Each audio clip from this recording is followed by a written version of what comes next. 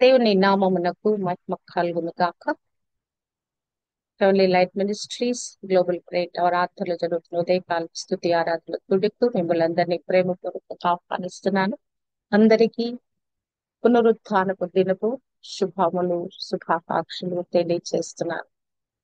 క్రైస్తవ జీవితంలో పునరుత్థానము పండుగ అనేది ఎంతో ప్రాముఖ్యతను సంతరించుకుంది. ప్రభు తిరిగి లేపబడకపోతే మన విశ్వాసము వ్యర్థమని మరి యొక్క బైబిల్ గ్రంథము చెప్తా ఉంది. క్రైస్తవ నిరీక్షణకు మరి సాదృశ్యం ఏంటంటే ప్రభు మరణాన్ని, పాపాన్ని జయించి తిరిగి లేచుట.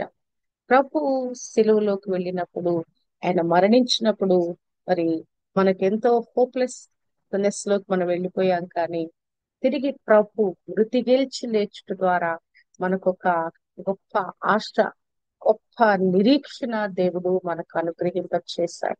ప్రభు సిలువలో మరి మృతి గెలిచి లేచుట ద్వారా, పునరుద్ధానుడుగా లేచుట ద్వారా ఆయన మరి మరణాన్ని శాసించినట్లుగా ప్రభువే, యేసు క్రీస్తే ప్రభుగా ప్రకటించబడినట్లుగా మనము చూడగలము. పునరుద్ధానము యేసుక్రీస్తు ప్రభుని దేవుని కుమారుడుగా ధృవీకరిస్తున్నట్లుగా మనం చూడగలము. మరి అపోస్తుల కార్యము మరి 2వ అధ్యాయము 31, 32 వచనాలలో మరి పేతురు అక్కడ గొప్ప ప్రసంగం చేస్తూ ఏం మాట్లాడతాడంటే, క్రీస్తు పాతాళంలో విడువబడలేదు, ఆయన శరీరం కుళ్ళిపోలేదు, మరి ఆయనను మరి దేవుడు లేపాడని దానికి మేమందరము సాక్షులమని అక్కడ పేతురు పలుకుతున్నట్లుగా చూడగలము.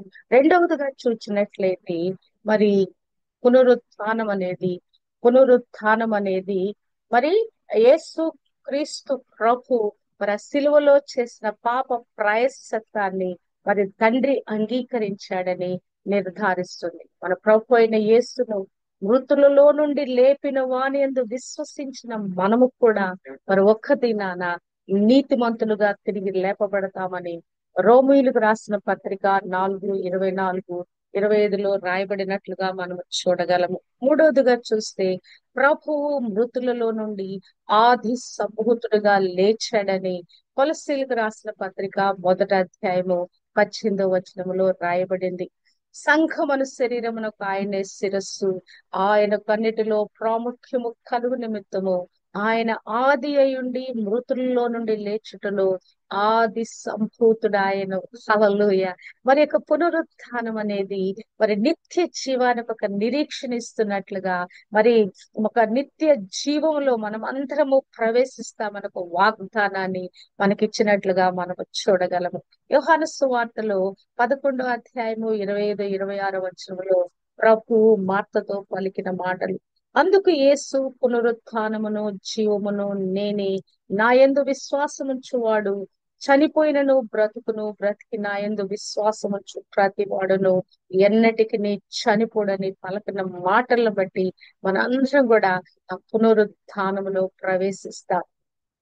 యొక్క పునరుత్థాన పండుగ అంటే మరణము ఓడించబడుట, మరణము ముళ్ళు విరిచివేయబడ్డ. కొరింథీయులకు రాసిన మొదటి పత్రిక 15వ అధ్యాయము 55 నుంచి 57 వరకు చూస్తే, ఓ మరణమా నీ విజయం ఎక్కడ, ఓ మరణమా నీ ముల్లెక్కడ అని రాయబడిన మాట ప్రభు అయిన యేసు క్రీస్తు ద్వారా మనకు గొప్ప జయం అనుగ్రహించబడిన చెప్పబడిన మాటను బట్టి దేవాది దేవునికే మహిమ ఆరోపిస్తున్నాం. ఈ క్రైస్తవ విశ్వాసం యొక్క పునాది ఎక్కడుందంటే ఈ పునరుత్థానం మీదే మన విశ్వాసము ఒక కేంద్ర బిందువుగా ఉన్నట్లుగా మనం చూడగలము. మృతుల పునరుత్థానము లేకపోతే మన యొక్క విశ్వాసము వ్యర్థమే అని 1 కొరింథీయులకు రాసిన పత్రిక 15:14లో చూస్తే, క్రీస్తు లేపబడి ఉండని ఎడల మేము చేయు ప్రకటన వ్యర్థమే, మీ విశ్వాసము వ్యర్థమే అని రాయబడింది. మరి యొక్క పునరుత్థాన పండుగ మనకేమి అనుగ్రహింప చేస్తుందంటే విశ్వాసులైన మనలో ఒక కొత్త జీవితాన్ని అనుగ్రహింప చేస్తా ఉన్నది. ప్రభు కొరకు మరి సిగ్నిఫికెన్స్ తో ఆయన కొరకే జీవించటానికైనా ఒక శక్తిని, ఒక నూతన అభిషేకాన్ని మనకు అనుగ్రహించబడతా ఉంది. రోమీయులకు రాసిన పత్రిక 6:5 మనం చూస్తే ఆయన మరణము యొక్క సాదృశ్యములో మనము ఐక్యమైతే గనక ఆయన యొక్క పునరుద్ధానం దాంట్లో కూడా మనము ఏకపరచబడతామని ఇక్కడ వాక్యం రాస్తుంది. మరి ఈ యొక్క పునరుద్ధానం మనకి ఏమొస్తుందంటే, పునరుద్ధానము భవిష్యత్తు కొరకు ఒక హామీని ఇస్తా ఉన్నది. మొదటి దశలోనికి రాసిన పత్రిక 4:14 చూస్తే, యేసు మృతి పొంది తిరిగి లేచనని మనం నమ్మితే గనక యేసునందు నిద్రించిన వారిని దేవుడు ఆయనతో కూడా వెంట పెట్టుకుని వచ్చును. మరొక మాటగా చూస్తే మరి యొక్క దీనికి ఒక పర్పస్, ఒక ఉద్దేశం ఉంది. పునరుత్థానానికి ఉద్దేశం అంటే క్రైస్తవ జీవితానికి ఒక లక్ష్యం, ఒక ఉద్దేశం కలిగినట్టుగా. అంటే మనము ఆ యొక్క పునరుద్ధాన పండుగ చేసుకునే మనము మన మీద ఒక ఉద్దేశం దేవుడు ప్రకటించాడు. ఏంటంటే సర్వలోకానికి వెళ్ళి మనం సమస్త జనులను శిష్యులుగా చేయాలని మత్తయి సువార్త 28 అధ్యాయము 19-20లో రాయబడినట్లుగా ఈ పని మనము చేయాలి. ఆఖరిగా మనము చూచినట్లయితే ఇది ఖచ్చితంగా జరిగిందని, అది ప్రత్యక్ష సాక్షులు ఏది చూచారో ఏది కన్నారో ఆది అపోస్తులు ఘంటాపదంగా చెప్పినట్లుగా మనము చూడగలము. పౌలు భక్తుడు కూడా తన కనులారా చూచిన వాటిని ఇక్కడ మరి ఉటంకిస్తా ఉన్నాడు. కొరింథీయులకు రాసిన మొదటి పత్రిక మరి 15 అధ్యాయము 3, 4, 5 వచనాలలో చూస్తే, లేఖనముల ప్రకారము క్రీస్తు మృతి పొందెను, సమాధి చేయబడెను, లేఖనముల ప్రకారము 3వ దినమున లేపబడెను. మరి ఆయన 3వ దినాన ఖచ్చితంగా లేచాడని అది సాక్ష్యాలు రుజువులతో సహా మరి అది నిరూపణమైంది. మరి ఈ దినము ఆ యొక్క జెరూసలేంలో ఆ యొక్క అక్కడ ప్రభు సిలువ వేసి పాతి పెట్టబడిన సమాధి తెరవబడిన సమాధిగా ఉంది. ప్రపంచ యావత్తులో ఏ సమాధి కూడా తెరవబడి ఉండలేదండి. ఏవి మానవుడు కూడా మరి చనిపోయి తిరిగి లేచిన దాఖలాలు లేవు.